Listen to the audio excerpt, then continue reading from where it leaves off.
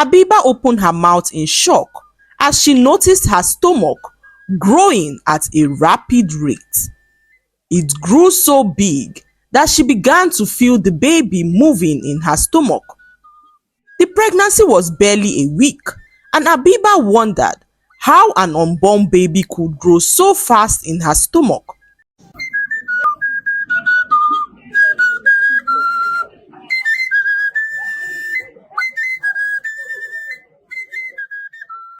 Once upon a time, in a very distant village, lived a virgin girl named Abiba.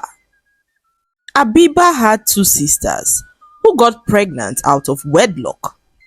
In their village, any woman who has a child out of wedlock was labeled as being promiscuous, and the villagers always looked down on their family, faulting their parents for not raising a decent child. This singular reason was the reason why Abiba's parents were so proud of her for keeping her virginity. They would brag at the slightest opportunity, praising Abiba for wiping the shame off their faces, and Abiba promised her parents that she would save her virginity for her future husband. One night, Abiba was sleeping when she felt a very sharp pain in her stomach. The pain was excruciating that Abiba could not help but scream. Her parents were awoken by the loud scream, and when they arrived her room, they found her wincing in pain. They quickly rushed her to the village herbalist, who revealed that Abiba was pregnant. "How is that possible?" Abiba asked, as she swore to her parents that she was still a virgin. Pained and disappointed, her parents inquired to know who had gotten her pregnant, saying that the man had to marry her before the villagers would find out that she was pregnant. Abiba, devastated at this point, told her parents that she was still a virgin. This made her sisters laugh as they mocked her and accused her of hiding the truth. All these years, Abiba's sisters grew resentful towards her as their parents always used Abiba's virginity to mock them for having children outside wedlock. As the days passed, Abiba lived a life of misery in her parents' home. Her parents grew hostile towards her as the villagers got wind of the fact that Abiba was pregnant. Not being able to face the villagers, Abiba decided to run away as she packed up her bag and left her parents' home late one night. Abiba wandered into the dark quietly without her parents' or sisters' knowledge. She walked aimlessly for hours and suddenly felt dizzy. What is going on? Abiba asked herself as she slumped and fell in the middle of nowhere. By morning, Abiba woke up to find herself in a very beautiful house. This was definitely not a house in her village, because no house in her village was as beautiful as this, not even the king's palace. Abiba was terrified as she wondered how she got into the house. Everywhere seemed calm, as though no one was home, so Abiba began to explore the beautiful house when she suddenly heard a voice behind her. She turned and caught sight of a very handsome man staring at her from a distance. Abiba drew closer to see who it was, and to her greatest surprise, Abiba recognized the man as the handsome man she saw in the market a few days ago.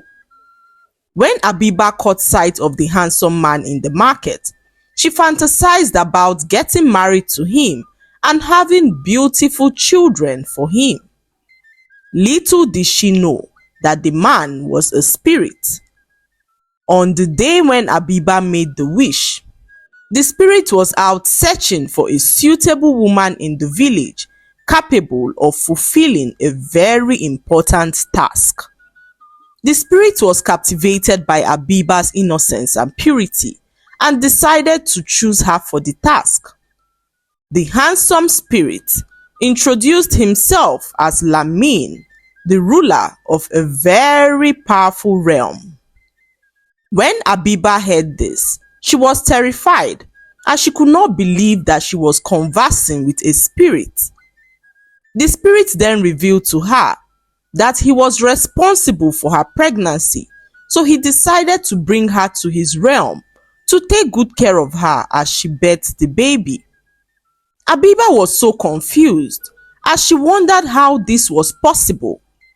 "Am I a virgin?" she asked shakily as Lamin revealed to her that yes, she was still a virgin. Lamin then went on to explain that he was the master of wishes who had the power to wish anything into existence. So, he wished the pregnancy upon her, and Abiba was confused on what to do. She let out a loud cry as she pleaded with the spirit to set her free. Immediately, Abiba began to feel dizzy again and slumped to the floor. By the time she woke up, she saw a beautiful woman staring at her. Abiba was scared at first, but the woman smiled at her and reassured her that she was in safe hands. The woman then went on to reveal to Abiba that she was chosen to birth a very powerful baby who would save their village from being wiped out by a great evil.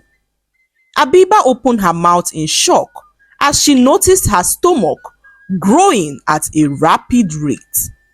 It grew so big that she began to feel the baby moving in her stomach. The pregnancy was barely a week, and Abiba wondered how an unborn baby could grow so fast in her stomach. The woman then whispered to her that time had come for Abiba to deliver the special baby. Abiba looked at her in confusion as she began to feel the pain of labor. After a few minutes, Abiba gave birth to a very beautiful baby girl. She could not believe how fast everything was happening. It was all like a horrible nightmare that she hoped to wake up from soon.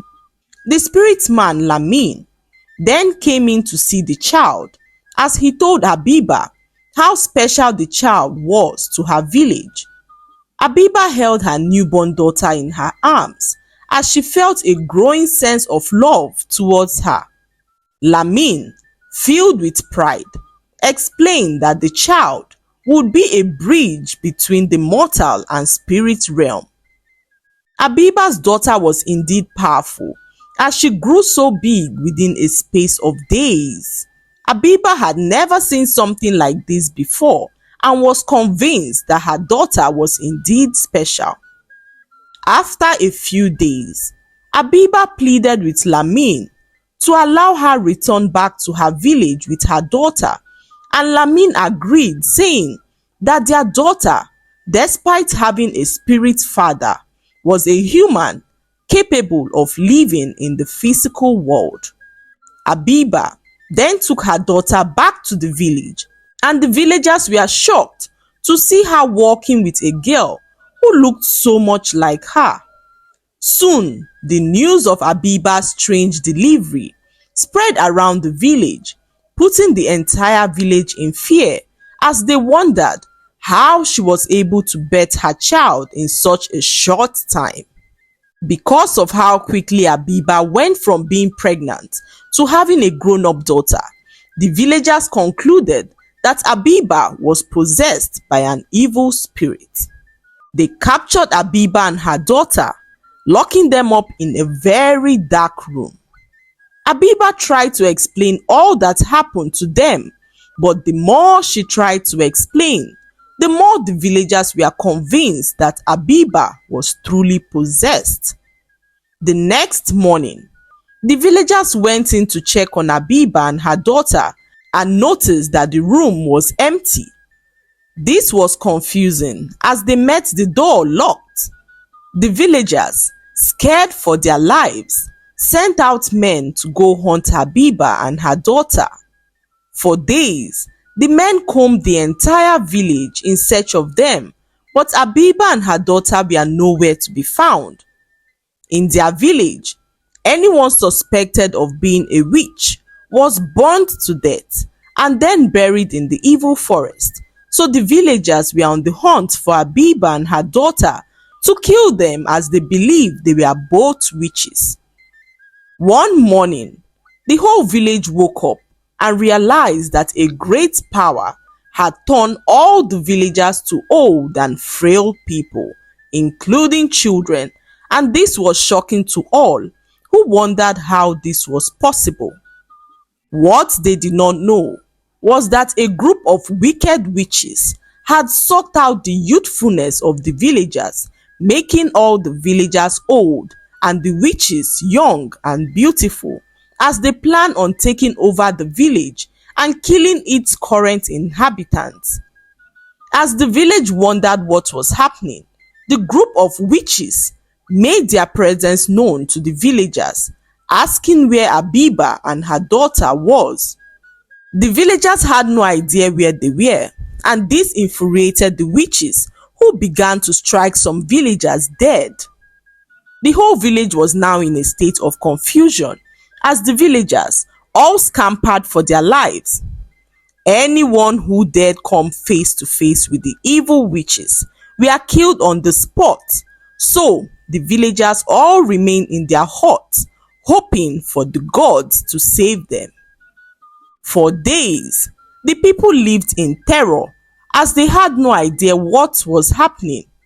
The evil witches had taken hold of the entire village, threatening to burn down their houses if Habiba and her daughter were not presented to them. Habiba and her daughter, all this while, had been observing all that had been happening. Her daughter's powers made them invisible, as no one, not even the witches, were able to sense them in the village. On seeing the danger the villagers were facing, Habiba and her daughter decided that time had come to put an end to the suffering of the villagers.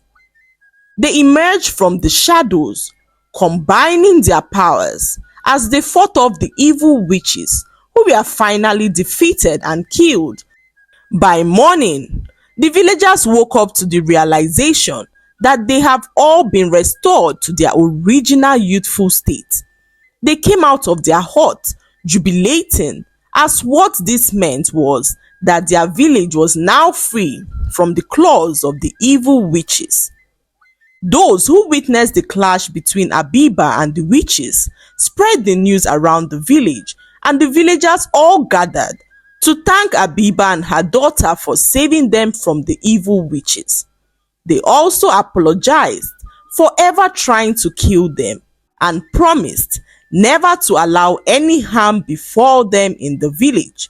Habiba's parents and sisters also came to understand that Habiba never lied about being a virgin, so they apologized to her for never believing her and promised to support Habiba and her daughter in any way possible. That was how Habiba lived peacefully in the village with her daughter, whose spirit father remained in the spirit realm. The lesson to be learned from this story is that the true measure of a person's worth lies not in outward appearances or societal expectations, but in the purity of their heart and the strength of their character.